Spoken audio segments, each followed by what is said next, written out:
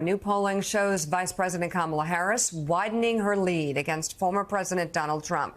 The latest Morning Consult poll, taken directly after the presidential debate, shows Harris with a 5-point lead over Trump, 50% to 45% among likely voters. Compared to the last Morning Consult poll taken before the debate, Harris is up 1 point versus Trump, who went down 1 point.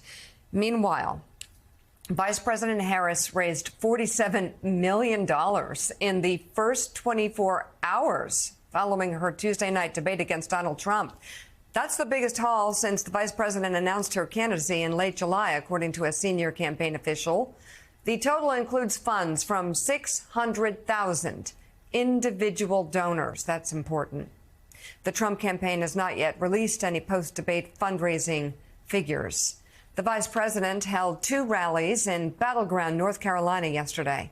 She received a raucous reception last night inside the Greensboro Coliseum complex. Take a look.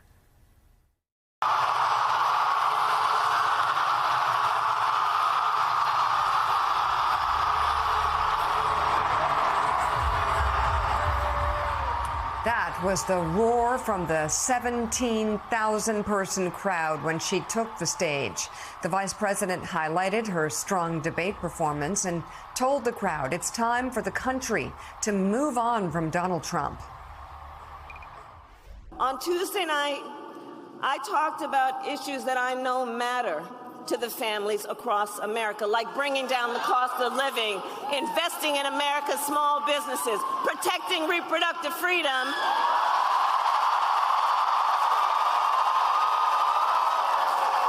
and keeping our nation safe and secure. But that's not what we heard from Donald Trump. Instead, you know, and I called it at the beginning of the debate, it was the same old show. Playbook we've heard for years, with no plan for how he would address the needs of the American people. Well, folks, look, it's time to turn the page.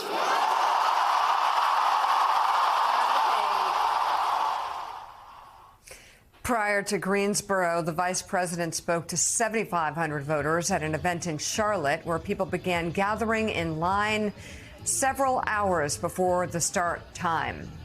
Joining us now, senior spokesperson and advisor for the Harris campaign, Adrienne Elrod. And Adrienne, it's good to have you back on the show. I just want to get your response to Donald Trump when he was announcing that he I guess there's going to be no more debates. That was really quick, like, woo, 2 days later, no debates, not doing it. They couldn't even wait a week to maybe try and put some space between it, but he just does not want to do it again. But I'm curious, he says he won. Yeah, he says he won. He says a lot of things that simply aren't true. Look, I think any person, Mika, who tuned into the debates Tuesday night, whether you are a Trump supporter, a Harris-Walz supporter, an undecided voter who tuned in to try to really understand what both candidates stand for, who they're fighting for, the choice was very clear. And also, who won that debate was also very clear. You saw the vice president taking a strong command on every single issue that matters to the American people, from expanding reproductive freedoms to making sure that the American people have, not only just the right to get ahead, but to stay ahead economically. Obviously, she talked about strengthening democracy and protecting democracy.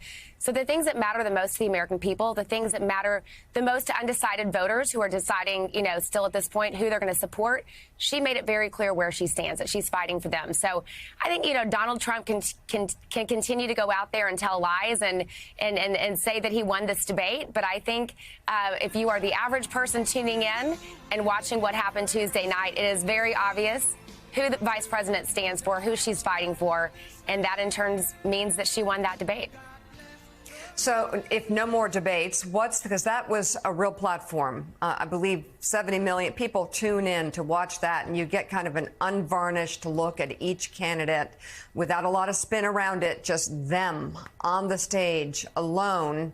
And we learned a lot in that debate, but they're not going to be anymore. So what's the strategy to get that same strong message and more, especially about reproductive freedom, to the swing states and to all the voters who matter so much in this election?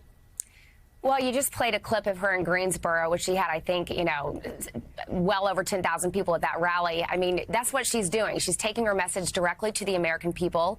She's traveling to battleground states. She's drawing big crowds, and she's making sure that every single people in that room, obviously local press is a big thing, a big focus of ours when we're traveling to states, that she's getting a lot of local press and that people understand who she's fighting for, what she stands for. The thing that I think is really important too, Mika, and we've talked about this on the show before, is when you see these big crowds at some of these events that she's doing, those crowds are then turning around. They're making small dollar donations to our campaign. You just announced that we raised $47 million from 600,000 donors in the 24 hours after the debate, which is for a substantial amount of money. So those people are actually giving to the campaign, and they're also signing up for volunteership. So when you're seeing those big crowds, those people are actually, going to work for the campaign. They're donating, they're signing up for shifts, they're phone banking, they're knocking on doors. And I think that when, we talk about the infrastructure that we have in these states that we've been investing in, for a long time, well before we had the VP as our candidate back when it was President Biden who was the candidate. We've been investing in these states. We have over 250 offices in every single battleground state combined. We have, several hundred, 2,000 or so workers in those states. So we have the infrastructure that is there to support the volunteerism, the excitement. And that's what is going to matter, Mika, when it comes to a really close election, which this election will still be very close. You just showed a poll that demonstrated that the American people overwhelmingly believe that she won that debate. But we still know that this is going to be a very close race that is won on the margins in 7 battleground states. And so we have the infrastructure and the support there to channel this excitement and enthusiasm. But we still want to make it very clear it's going to be close.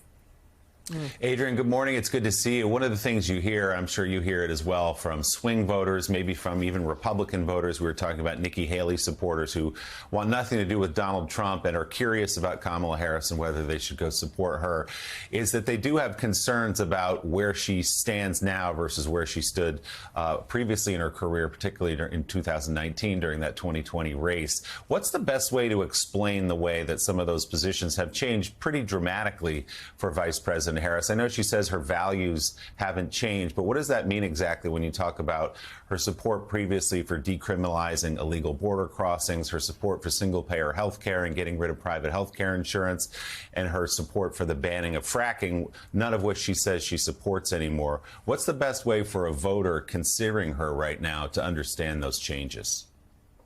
Yeah, I'm glad you asked this question, Willie. I mean, I think she's made it very clear that, when you become a public servant, when you serve the American people, you oftentimes learn more about the issues. And when you learn more about the issues, oftentimes your positions evolve. Her position on fracking, for example, is the same position that she had during the 2020 campaign. But position that people evolve on positions. I think we can look back to where a lot of elected officials stood on marriage equality, for example, in the early 2000s and mid 2000s. A lot of elected officials were against that. And of course, that is unimaginable in the Democratic Party in particular these days to not stand for marriage equality. Of course, the vice president's always stood for it. But the bottom line is people evolve.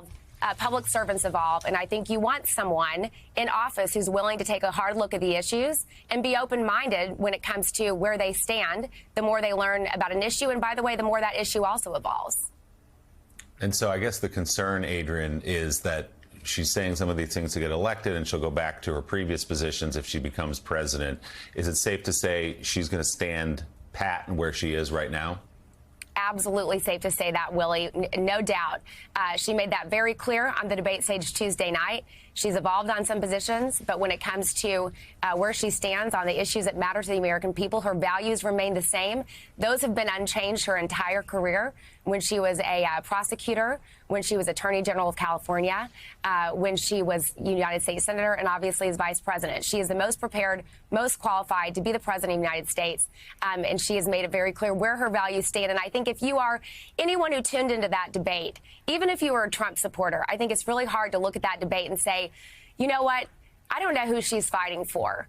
me or herself. It's very clear who she's fighting for, and that's the American people. She's putting their priorities first, and that came across very clearly on the debate stage on Tuesday night. So, Adrienne, it's as we've been covering for years now, Donald Trump has a very fervent following of supporters who will stay with him through thick and thin, I'll put it lightly. But what's your message to those voters, some who may have been a little rocked for the first time when he made that comment about dogs and cats, and that was easily Googled to be I'm just wondering, is there an opportunity to speak to Trump supporters and to say, look, we're offering you something different? And what would that be? Yeah, I mean, first of all, Mika, I think it was John Meacham who said this on either your show or on MSNBC recently, where he basically said, would you trust somebody who, made these dog-eating comments with the nuclear codes of this country? I mean, I think that really encapsulates where we stand and where a lot of voters stood. And the way that we've approached this, the way that she's approached this, looking at Trump with this weird look, like, I don't know what you're talking about. I don't really understand what that means. But again, then pivoting her message back to fighting for the American people, making it very clear what her plan is to lower costs for families, making it very clear what her plan is to expand reproductive freedom, and then drawing that contrast with Trump. The fact that no matter what he tries to do, he stands with Project 2025. A lot of people who used to work for him helped craft that policy. What would Project 2025, the blueprint, look like if it was actually implemented into law? So that was a contrast that you heard loud and clear on the debate stage on Tuesday night from the vice president, while also laying out her own vision. And I think, look, she made it very clear. If you support Donald Trump, if you support Vice President Harris, she is going to fight for you no matter who you're supporting in this race. That is what her focus is. She wants to expand opportunities for middle-class families. She wants to expand opportunities for all Americans. That it was a very obvious, point that she made time and time again on the debate stage on Tuesday night. And I think that's something that you're going to continue to hear us say time and time again on this campaign trail. The new way forward is kind of the theme that we look at every issue, everything we talk about in this campaign. We are sort of looking at it under the umbrella of a new way forward. We have a big tour coming up this weekend with surrogates on the campaign trail. Obviously, the vice president, Governor Walz, are traveling from state to state, talking about her economic vision, talking about her plan to lower costs for families under the umbrella of a new way forward tour. And that's what you're going to hear us talk about time and time again.